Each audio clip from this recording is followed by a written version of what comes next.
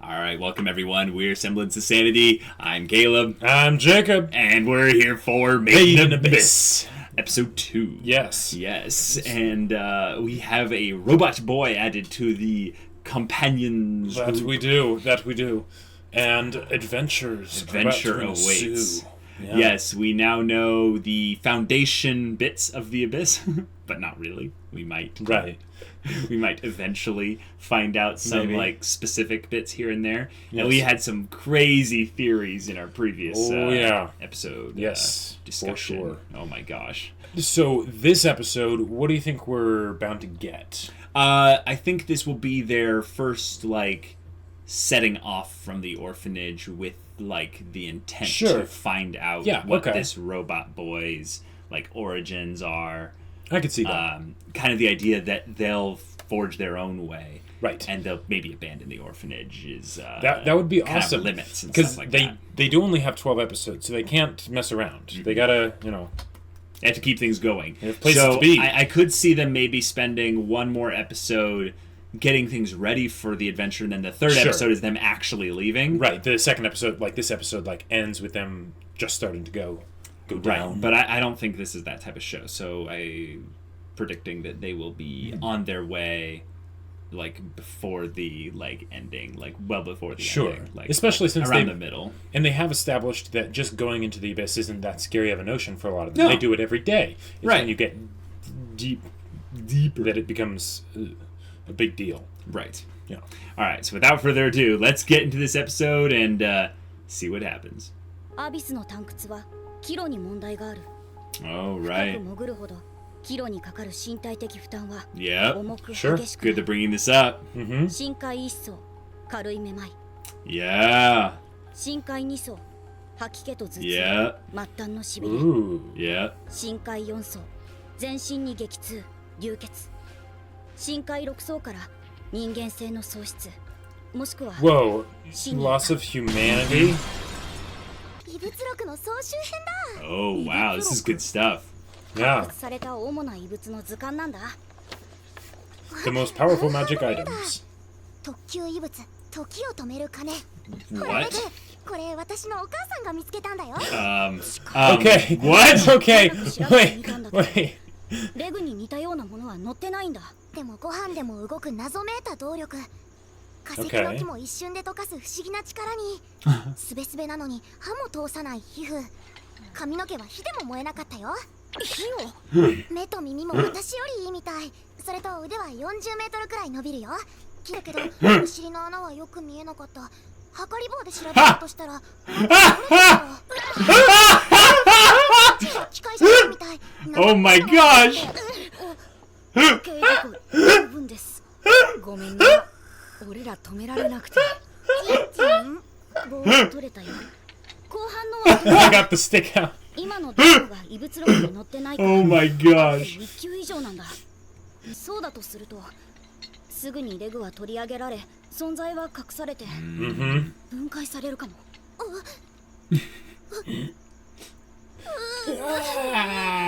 さらには明日から通常の授業や仕事が始まってしまうこいつと一緒にいるわけにはいかなくなるのか そ We ん need to give him a disguise. じゃあこの子私の部屋で隠して飼うから無理だろ犬でもバレたのに Even your そこでだ dog was found out. 作戦があるんだけど名付けてリーダーとレグを合わせてしまう作戦 Nice. He's a real 家に boy. なりたい。家族はどうした？家族はいない姉子が死んだから Cool. ここに来た Right. Alright. ここで働けばタンク使になれると聞いたんだがオースの生まれには見えないが。1年前に姉子に拾われた事故でそれより前の記憶がないんだそれからはオース南区の岸壁街で姉子とくず拾いをしていたよかろう。お前名前は？レグだ やりすましたさすがオーバードところでレグ。先日アビスの淵で起きたことに心当たりはないか？ So they're right there. You can see them. なんでもない。さあ入れ。土橋のひなだ Hammer beat chicks. Huh. Oh! Brody, no! 土橋の反撃始まった。やれ、食らいつけ食らいつけ。おお、よく飽きないね。飽きませんよ。今超でかい Who's の this new character? ハボおじさまの手紙どうでしたか？ Aunt and uncle. そう Okay. ね。これから第2層の逆さ森まで行くんですって。それでね、ハボさんこのまま白笛目指すんだって。憧れだよね。国が認めたヒーローだもんな。白笛。 The Survey Con Legiment. でも憧れるのとなりたいのは別かも。え、なんで？深度制限がないんだよ。まさに探掘家の中の探掘家。 No depth limit, 私を huh? 白笛にした日には数々の伝説をもりもりひねり出すよ。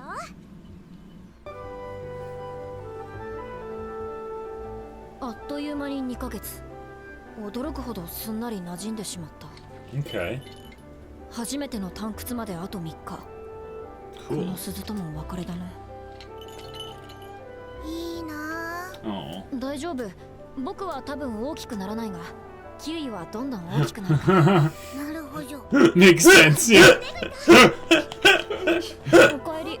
ハボさんの隊帰ってくるんだって。 Yeah. Wow, a literal red carpet and everything. Yep. Oh, no, he's back. ハボさんだ。ハボさん。何してるんだろう。異物かな。笛だ。 Oh, someone died. 白い笛。白笛？ Yeah. おい、誰の笛か分かったぞ。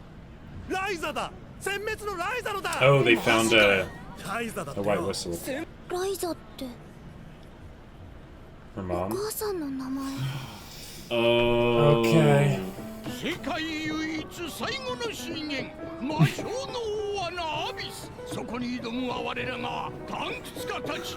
見習いの赤笛、一 Is 人 this like 前 a の school 青笛 play? 四半台の月笛、達人の黒笛。そして彼らの頂点にして人の限界を超えてアビスに挑む鉄人、人呼んで殲滅のライザー。 Wait, what? なお、殲滅鏡電気白笛レプリカのお求めは、ぜひベルチェの孤児院にて類似品にご注意ください。 Only go to this place for them. Right. All the others are fakes.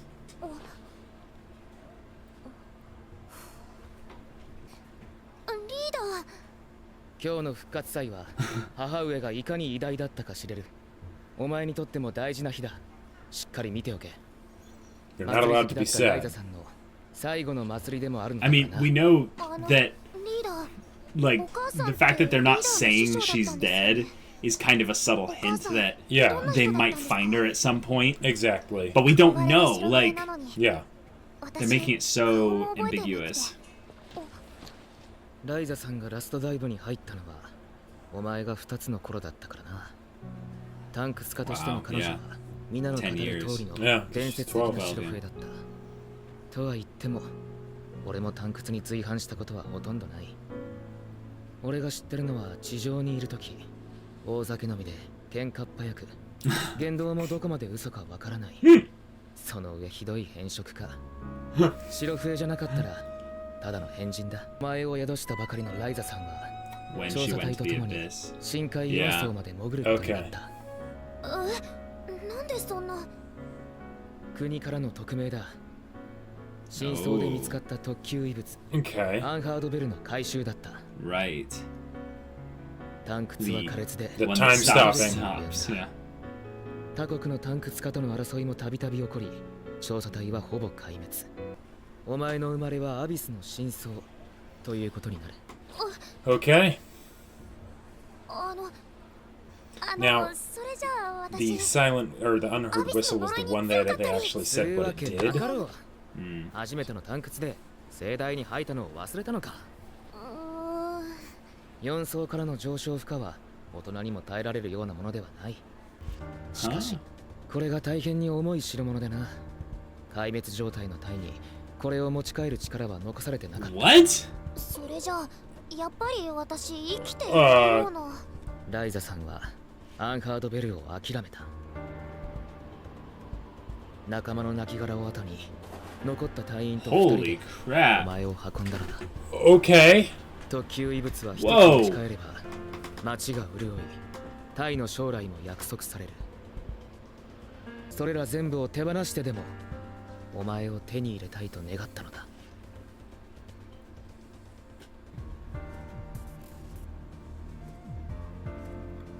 Alright. 異物を This is 使ったと dark. アビスの呪いは完全に防げなかった。ライザさんはお前の目を守れなかったと悔やんでいたが、お前はひどく健やかに育ち、偉大な母の重圧をものともせず自ら道を選ぼうとしている。ありがとうございました。That was great. That was She pulls her fantastic. hat down and then jumps off そ and の dies すぐ and 後 falls off. ライザさんは他国にお礼参りして金も回収したが、 Settled the score. 言わぬ Yeah. ものだな。 Yeah. Uh-huh. Holy That- crap. Okay. アビスもぐるよもぐるよアビス。Ooh. この先です。私めが立ち会いますゆえ。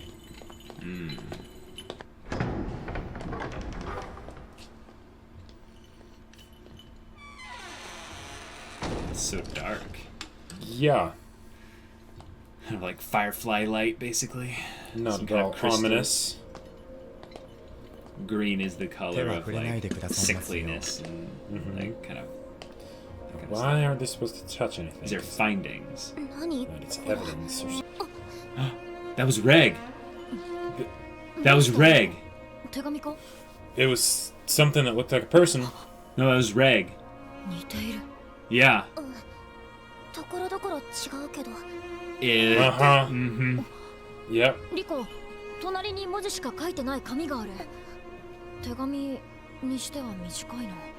It's リ something コ、 coded. 明かりを頼む。 I knew it. I knew it. Mm-hmm. 枠の底で待つ。 Whoa. I'll Okay. be waiting. Yeah, at the bottom of The netherworld. world. Hmm. So, Okay. Yeah, so I mean, we had suspicions before, but this basically confirms that this is going to be one of those like cutesy, fun, happy-go-lucky adventures that turns out to Be something else. Mm-hmm. Because here's where you can tell that they're seeding a couple things. Seeding being like it's not foreshadowing towards a specific thing, but they're dropping They're just thematic prepping you. hints to prep you for Yeah. when things change. Yeah. And the thing that this story, I think, did a little bit, not a little bit too much, but just a little bit like on the nose, was they really wanted you to be reminded that this girl is the main character and she's got a destiny to go down there. And yes. literally there's a plot point waiting for her at the bottom that's saying, come.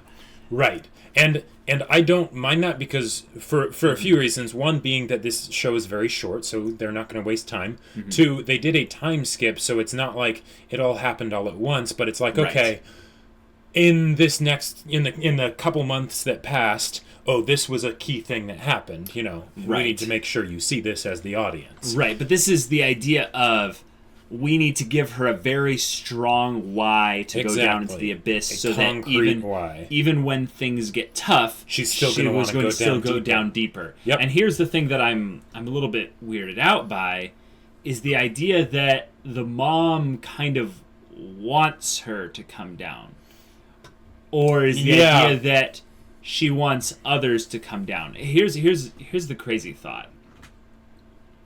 Why would she want people to go down? Right.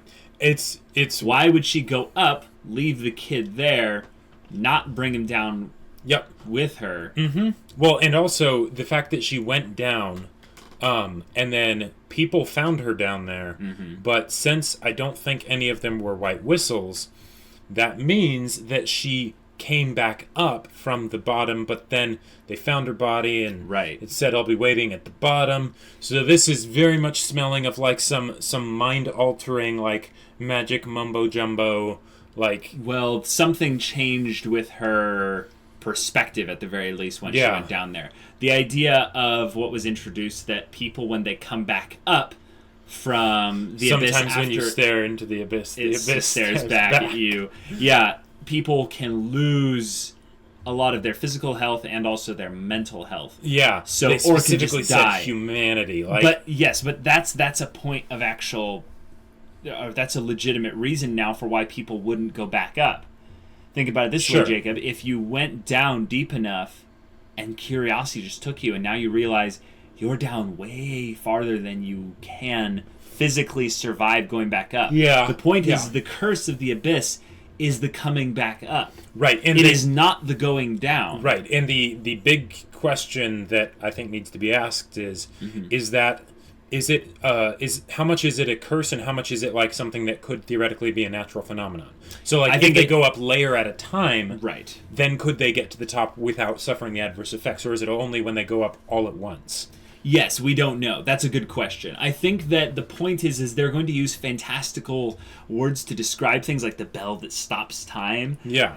To describe something that doesn't necessarily do those things literally, but it could. The idea is that there's a higher likelihood of it not doing those things literally, but doing some semblance of those things. Sure. It could always be an incorrect interpretation. But if you notice, it was actually the unheard bell or whatever, and the description was, this is a bell that can stop time. Right. Like, that's what it does.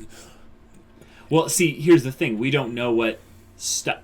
the idea is that I think even the phrase "stopping time" is up for interpretation. Absolutely. If it was truly stopping time, then could you get the bell at the very bottom of the abyss, then come all the way back to the top, and theoretically suffer no adverse consequences? Possibly. Who knows? I mean, maybe it would remove the rule of having brakes on your way up, like you're talking about. Yeah. I don't know. The idea that maybe there's some kind of sound, some kind of frequency that's going, on from the bottom of the abyss up, and then when the bell goes in, it absorbs the frequency and doesn't make a whole sound. But actually, that dumb theory I just came up with right there makes me think about something. There would be a sound. There would be a hum from the abyss. No, from going down deep enough. The idea that when you go that deep, there's all this magnetic stuff that goes off. Sure. But there's also the idea that the abyss is this massive echo chamber. And I'm just going to go on a limb here, but the idea that them having headaches as the first symptom makes me think that there's some kind of very, very subtle sound going on constantly. It's the signal of Cthulhu whispering to them. Yeah, you could look at it that way, but I think it could be the natural phenomenon of just all this sound getting constantly bounced around here. So then when you go back up, you could go crazy from not hearing the sound anymore. Now, exactly. That is a great point. Here's one thing I'm going to bring up. Mm-hmm. This was the because I don't think they really did this in the other in the first episode they had the creatures and stuff which defy the laws of physics, but in this they're like, okay, the inverted forest, things like that, where it's like that does not happen. That does not make sense. Yeah. It's like they're restating again. This is a fantasy. This is not some sort of post-apocalyptic sci-fi thing or something like that. Right. So bells that can stop time start to make more sense. I agree. We don't necessarily have magic yet, but there could be an eldritch horror down there. Yes. I think that the idea of the abyss having this limitless potential for what it can bring lends itself to theories of eldritch horrors being at the depths of the world. Yes, I agree. But I think the reason why they chose steampunk as the theme for this world is because they want to bridge the fantastical with the real. Right. So there are going to be points where it will go into the fantastical, but I don't think it will ever go all the way. Right. They'll still bring up things like, oh, this robot, what material are you made of? It seems to be, flexible and stuff like that, but also very sturdy. And right. It's the idea that because the abyss lends itself to breaking our perception of the way the world works. They can take some really cool liberties with that and have things like upside down forests and stuff, and potentially so they literally have an upside down too. Wow, yeah, okay, fine. There are some similarities, yes. The aspect of them giving this huge exposition dump on her mother really, really makes me wonder how far they're going to get down this season, because I don't see them actually going that far down, like you were saying. Me neither. But they're the long term is that but they've set the long term quest goal already. Exactly, and that seems a little bit kind of whoa. Like okay, the long term quest goal is reach the bottom. Right. Like, it's not find your mother, because they already did that. They already did that, or at the very least. No, there were people that she gave a message to in the what they call the seeker camp. Yeah, and which is that's the group of people. That's the group of people. I'm telling you, man. Yeah, maybe she was like, "Screw your little staying in 2,000 meters depth. I'm going to see how far the rabbit hole goes." Yeah, right. I like that. Also, they humanized Reg a lot. They did this episode, yeah, because he seemed a little bit robot-y before, but now he feels like exactly like one of the kids right now. Like with the quirk that he is a robot as well. Right, but the idea is how is he a kid so much? Exactly. Like, and that's even more of a mystery than the Abyss in some ways, because they made a person. Someone did. Yeah. Or he is a person and he has a robot body. Right. When robots start becoming more and more like people, that's where you can get some very, very interesting like bits of storytelling in there. Not the robots who simulate being people as Data does. No, I think this is a very, very telling bit about the ultimate mysteries of the Abyss. Mm-hmm. I like the idea of ancient civilizations and everything, but that almost seems too normal. It almost seems too normal now for something like this, which is great because that means what are they actually gonna do? I still don't lean towards the eldritch horror side. I don't either. I'm just saying that's like the top end of where. I feel like you're bringing too much Stranger Things into possibly. This. So remove that perspective from this. Yes, take it more at face value. As far as how fantastical they could make it, I hope they don't do that. I don't think they'll do that. But the idea of this abyss, in and of itself, is something that's supposed to be transcendent and mysterious and unexplainable. Right? I mean, they might come to a point where they explain where the abyss came from, but remember, steampunk, Jacob. No, I know, but I kind of hope they don't, because then if you ever get to the point where you explain how the abyss was made, then that means that whatever made it has to, in a sense, be above all the things that are inside it. And then it becomes the question of how do you learn about the thing that made the abyss rather than the abyss itself. Right. I think your point you made previously is right, in that the mystery of the abyss is a really powerful thing. It lends itself to a whole lot of potential within the story. But the idea that there could have no explanation to it, I think you're forgetting the idea that everyone's perception is limited. This is a show about This is a show about limited perspective. It's the idea that when you're looking at the abyss from this point, there's a point where the light stops. But if you were to actually go down there, you would see that the light actually does continue past that point that you were seeing at the top. So based on where we're at right now, we have our own limited perspective. But someone else could have a more enhanced but still limited perspective and believe that the reason why the abyss exists is because of this thing. And they believe it 100%. Yeah, there you go. And to us, we either have to take them at their word for it, or like we probably will have a little bit of doubt and go, I'm not so sure about that. But imagine the further deeper and deeper you go, the more people think, I figured it out. And they're all wrong. That's the point of this. The idea that our perceptions are going to be constantly challenged throughout this show. And we'll be reminded maybe of things that are very small that we miss, kind of like that compass bit. That's a relic that she didn't turn in, she was supposed to, and it points towards the depth of the world. Right. So here's an interesting point. Does it point to the abyss if you are far away from the abyss, and then once you get to the abyss, it points down?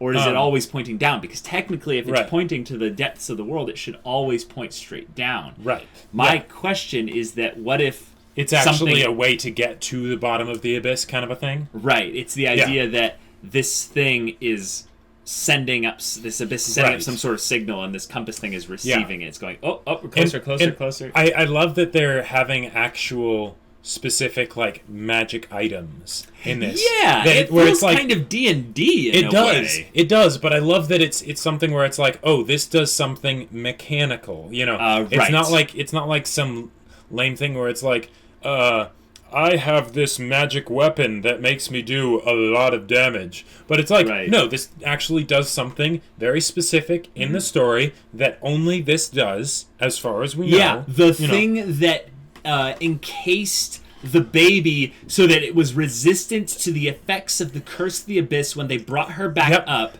Yet it looked like it could only really hold the baby as far as the size goes, and it was some sort of like bloody meat egg. Yeah. What the heck was that? I get the feeling that, like the Abyss, this show is going to get really deep and really dark. Yeah, that was good. That was pretty good. I think that the depth of it, though, is the depth of its mysterious potential, not necessarily the depth of knowing specifically about these individual things. Sure. I feel like this show is going to get deep on themes as well. Yeah. Because that backstory for the mom was extremely dark. Like, I think it was told in a very lighthearted way. Right. And he left out some things very cleverly. And he also communicated things like the father's death very nonchalantly. Yep. But if you listened in between the lines to what was being said there, they went down because they were ordered to. Here's the thing that's interesting. They went down, like, really deep, apparently, for some special mission, okay? Yep. Now, he didn't tell them what it was. Now, he might not know. Right. But it's the idea that there are secrets that the people up top know that they won't tell everyone. That's understandable. But it's the idea that even he might not know about it. Right. There is so much. I get the feeling J.J. Abrams would have a field day with this show. Oh, he would absolutely love it. He'd be like, this is literally the mystery box. Yep. This is what I've been talking about this whole time. Yes. We look at the credits. Special consultation, J.J. Abrams. Yeah. He's like, hey, there we go. Bad robot, that would be funny. But seriously, back to robot. Back to this aspect of the backstory. Yeah. They encountered foreign cave raiders. Okay, now they're on an island. Yes, they're on an island. How did foreign cave raiders get into the abyss? If there's only one city on this one island. So either it reconnects to all kinds of crazy things underground, or people went down there, got lost, and became like their own civilization, or maybe they were even talking just about like some different kind of monster, right? Okay, well, not actual people. Well, no. Here's the easy explanation. A group of people went down. A group of people were a group of people in a struggling, compromising situation, and they curse killed of each the other. Abyss. Yeah, they killed each other. That's true. But that's true because they would only if you think about it, it was her mom and one other person that made it out there. Yeah. What story would they exactly tell?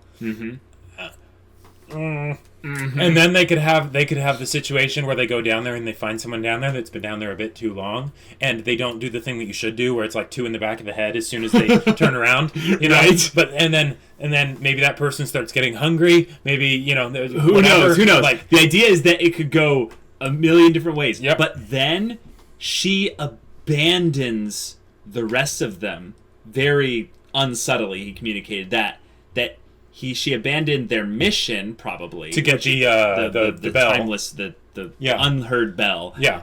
Which is interesting because I think them saying that was the mission feels a little bit off because that means they knew it was down there somehow. Down there, yeah, exactly. She discovered it. So right. How does that work? So how does that work? So there's something fishy there. But also when they come back up,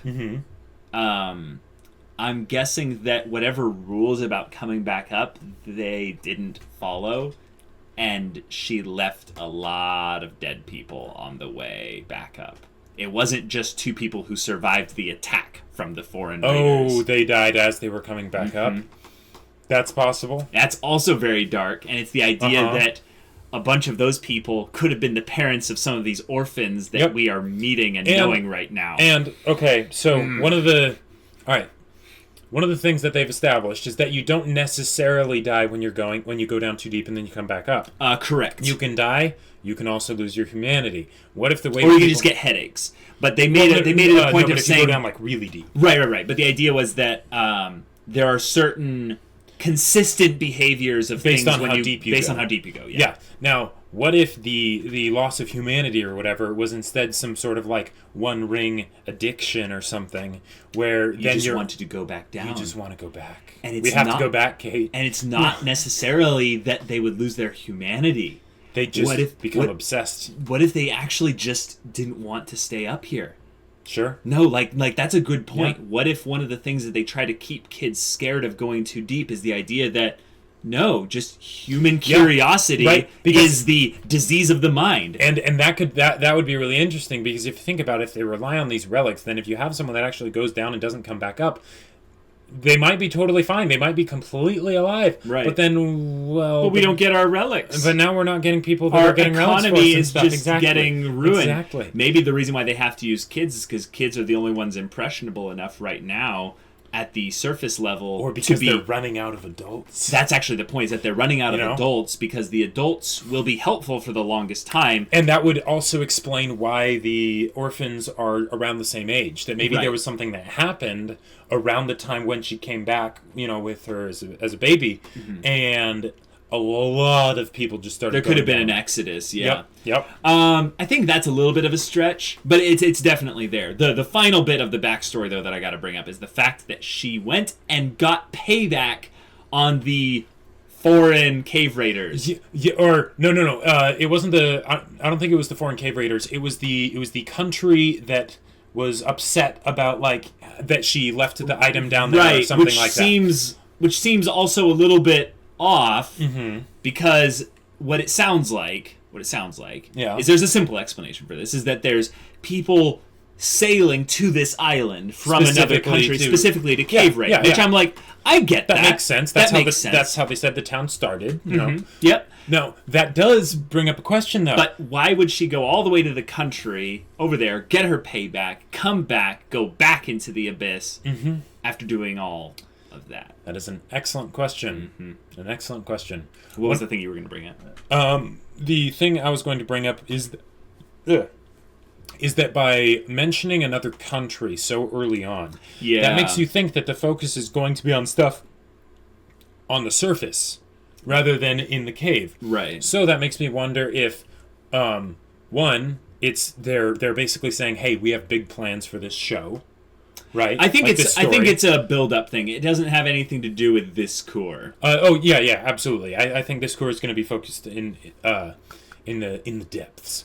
But then there's the question of, is there potentially some connection between this other country and actually what's in the abyss, or the curse of the abyss, or something? Right. Are other people trying to find a way to the abyss potentially from a different spot? Right. Are people already being affected by the curse of the abyss outside that have never been in there?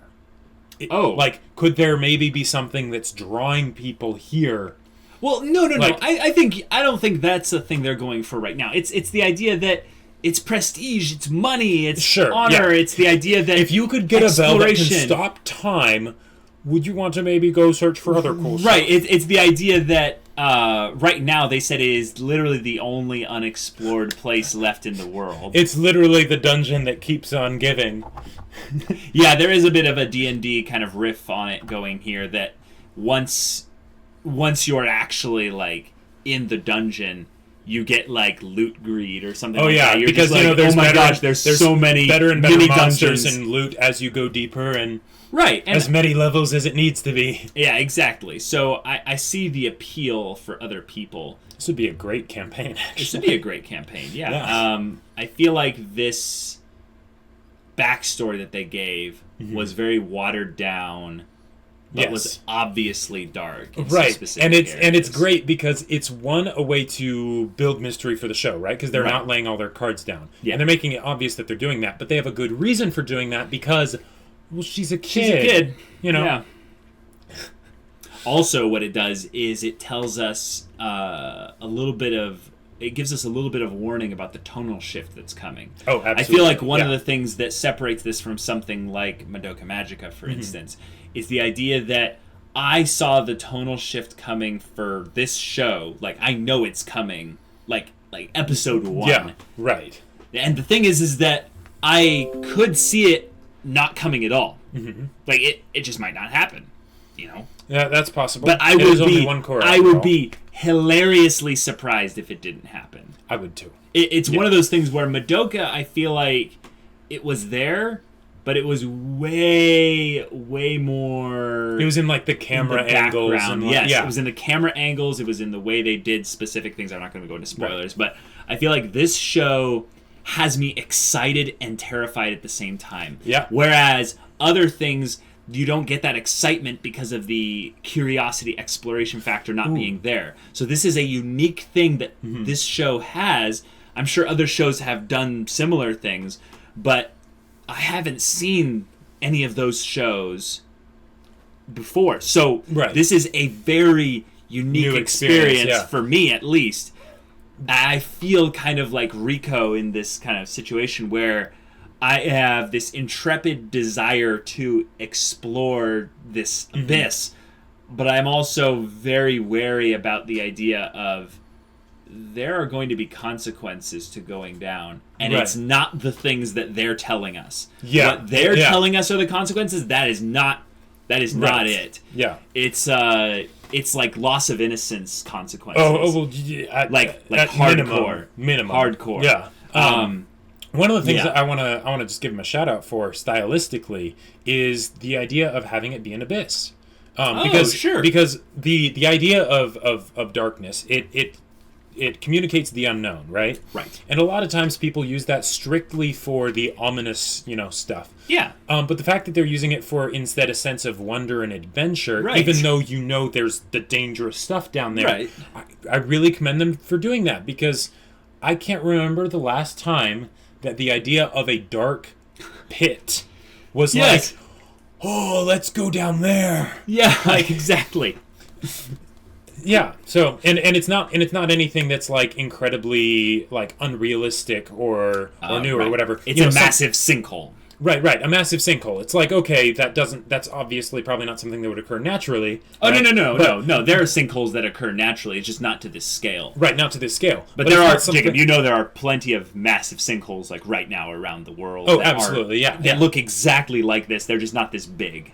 Sure. Yeah. Okay. It's much more easy to grok than something like, say, the Titans. Yes, absolutely. And I really want to commend them for that, for taking something that is fundamentally so simple and making it so interesting. Yes. So yes. Right. It's a testament to the idea that a story does not need a complicated foundation or premise to be built upon. Right. It's the idea that the premise is simple and easily communicated, but it's the idea that once you have any premise for a story, where it goes is up to the people driving the story. And right now, the ones driving the story are very fun, interested, and interesting young characters. And the way that the creators are making this story is such that it asks questions. It leaves those blank spaces unfilled that you really want to, you want to figure out what exactly is the deal of the abyss. How far does it go? What kind of creatures are down there? Right. What potential like codes or anything was left in that message to Rico or something? Even like what kind of magic items are they going to find down there? Yeah, like, is there actual magic? Are these things, right. do they actually do the things that they do? Why was that baby thing looking like some sort of shattered meat egg? Yeah. You know, just the imagery alone is the perfect example of how showing is infinitely better than telling. Yes. There is always going to be a place where telling will communicate more. Right, and where it's needed. And where it's needed. But the idea that, generally speaking, you will get so much further in your story's depth with showing rather than telling. And this episode, I feel like they told the most that they're probably ever going to tell, other than when they get, like, really far down. Right. You know that one exposition dump is going to come at some point. Where it's just like everything is like... Everything is turned just upside down. And they're like, what's going on? And it's like, okay, well, it's time we had a talk. You know? Right. So, they didn't go down. Right. This episode. They didn't. So is it next episode? Probably. Yeah, I think we could have that be the running joke. It's like, they're going to go down this episode, right? Not yet. Yeah. This episode? Not yet. But by the end of the show, they actually start going down just a little bit deeper than Rico already has. And that's mind-blowing. And it's like, but wait, there's more. But Jacob, I actually think that we should temper our expectations a little bit, because them not going down this episode, I think, means we will get a... Here's 100 meters. Here's 200 meters. A little bit of a time skip thing. Yeah, I can see that. That's okay. It's the idea that they'll probably have it where they're going down initially, and then they'll go down a little bit, and then once they get to like the furthest that they've gone, they'll have a little bit of exploration, but then they'll jump to where they could always have something gone past where humans have gone, kind of and you can totally do that by having there be some accident that occurs or whatever. Yeah, and then it's just like, oh crap, we didn't mean to go down this far. What do we do now? You know. Yeah.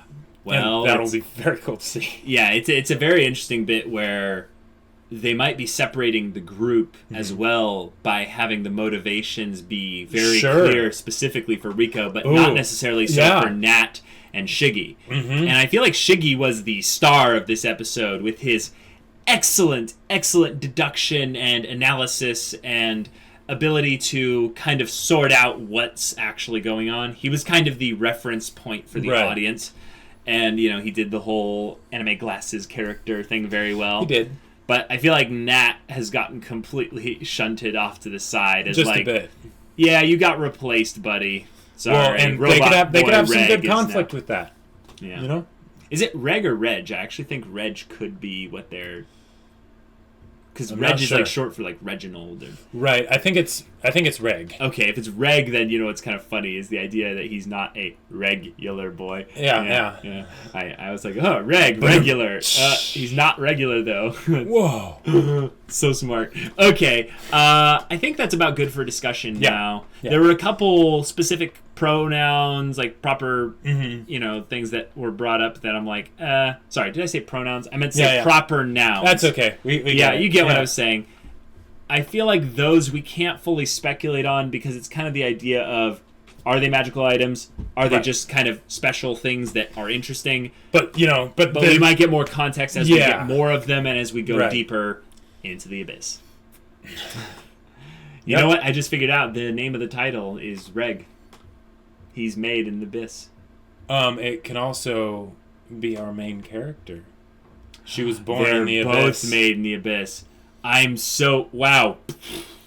Oh my gosh, guys. This is crazy. All right. Well, if you want to watch the next episode reaction for Made in Abyss, go check out the link in the description below for our Patreon's early access. Get on that and check out the Discord that comes with it. Chat with us about storytelling and what have you. And yeah, we'll see you all there. But until then, we're Semblance of Sanity. I'm Caleb. I'm Jacob. And we'll see you all next time.